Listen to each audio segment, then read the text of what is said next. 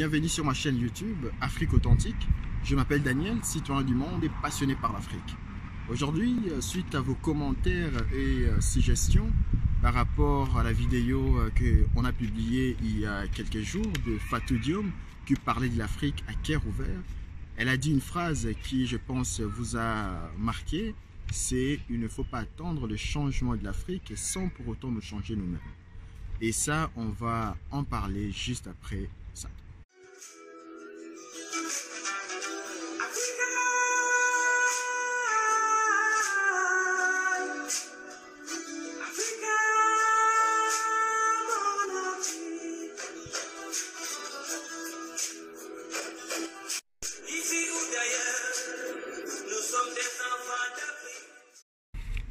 Tant que nous ne changeons rien, rien ne changera.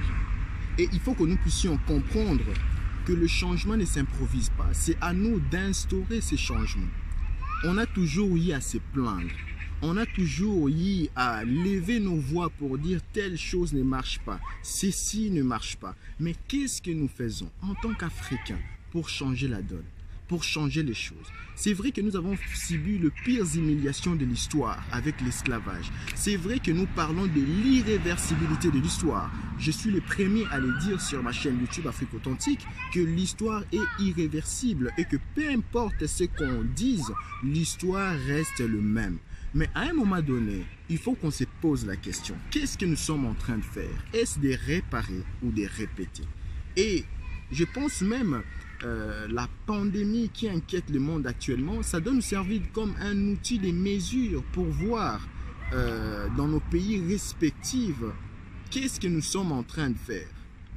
Qu'est-ce que nous sommes en train de faire? Est-ce que de réparer ou de répéter? À un moment donné, il faut comprendre que nous sommes le seul maître de notre destin. Peu importe l'irréversibilité de l'histoire que l'Afrique a connue, mais nous pouvons encore oser inventer l'avenir. Nous pouvons oser espérer un avenir meilleur pour nos enfants et pour les générations à venir. Parce que nos pères, nos ancêtres, ils ont subi de plus grandes humiliations, mais ils se sont battus. Ils se sont battus cœurs et âmes pour qu'on puisse avoir la liberté qu'on a aujourd'hui, pour avoir l'Afrique qu'on a aujourd'hui. Mais qu'est-ce que nous faisons avec leur combat? Est-ce que nous sommes en train de l'honorer ou de les déshonorer? Qu'est-ce que ces gens, en nous regardant aujourd'hui, la génération actuelle, vous vous dites que vous êtes jeune? Oui, bien évidemment. Mais qu'est-ce que vous êtes en train de faire pour votre pays, pour votre continent? Il faut vous poser la question. Il est temps qu'on puisse arrêter de grands discours, mais commencer à agir. Mais comment agir? Il faut investir. Moi, je pense que le changement de l'Afrique doit passer par quelque chose d'important, c'est-à-dire l'investissement sur l'humain. Cela veut dire, par rapport à la jeunesse, il faut investir en eux, c'est-à-dire par l'éducation. Parce que l'éducation, c'est quelque chose de très important. Mais, pas que l'éducation. Les gens qui ont la capacité de pouvoir faire des affaires, il faut les faire. Les gens qui ont la capacité de pouvoir investir dans telle ou telle chose en Afrique, il faut le faire. Et les changements doivent venir de tout le monde. Ce n'est pas une personne qui va penser et incarner les changements à lui seul. Ce n'est qu'ensemble, tous ensemble, que nous puissions espérer un avenir commun qui est le changement.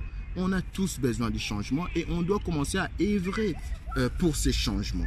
Parce que l'Afrique, c'est notre histoire à tous. L'Afrique, c'est notre histoire commune.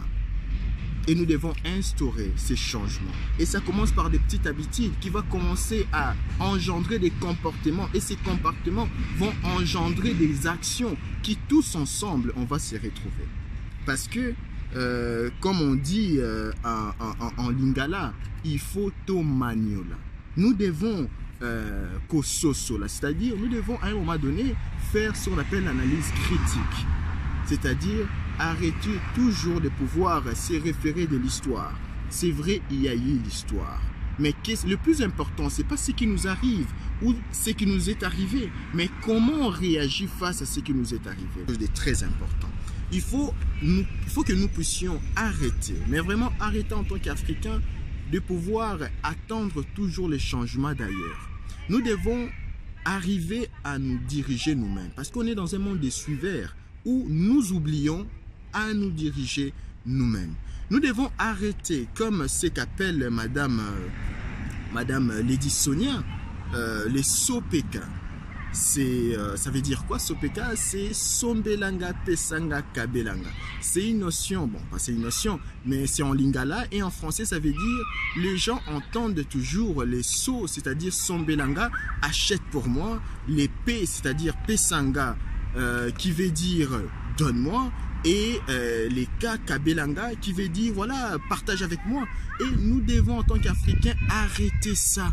Nos pères, nos ancêtres, ils ont subi de plus grandes humiliations, mais ils se sont battus. Ils se sont battus cœurs et âmes pour qu'on puisse avoir la liberté qu'on a aujourd'hui, pour avoir l'Afrique qu'on a aujourd'hui. Mais qu'est-ce que nous faisons avec leur combat? Est-ce que nous sommes en train de l'honorer ou de les déshonorer? Qu'est-ce que ces gens, en nous regardant aujourd'hui, la génération actuelle, vous vous dites que vous êtes jeune, oui bien évidemment, mais qu'est-ce que vous êtes en train de faire pour votre pays, pour votre continent? Il faut vous poser la question. Il est temps qu'on puisse arrêter de grands discours, mais commencer à agir. Défendre la liberté de chacun, que tous nous bénéficions aujourd'hui. Et c'est à nous maintenant, jeunes ou génération présente, nous puissions aussi honorer leur combat. Et cela passe par des actions.